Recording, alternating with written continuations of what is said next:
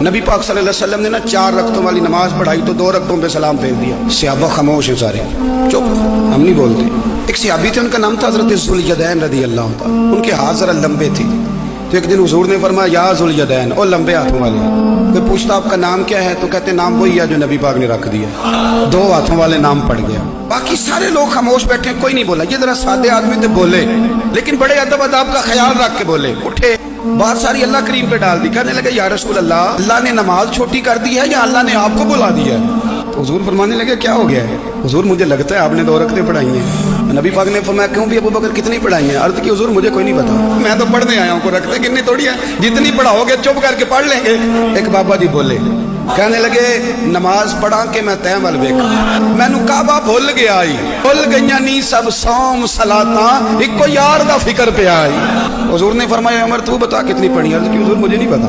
ना ना ना, हमारा मिजाज ही नहीं, इतनी तवज्जो कौन रखे। इकबाल भी बोल पड़े, कहने लगे अज़ान तो अज़ल से तेरे इश्क का तराना बनी, और नमाज तो उसके नज़ारे का एक बहाना बनी।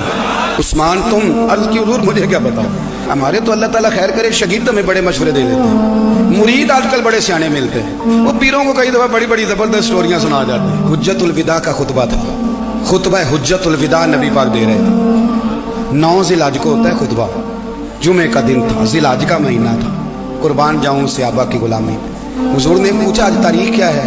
अर्ज की हुजूर नहीं पता। फरमाया दिन क्या है? हुजूर नहीं पता। फरमाया जगह कौन सी? अर्ज की हुजूर नहीं पता।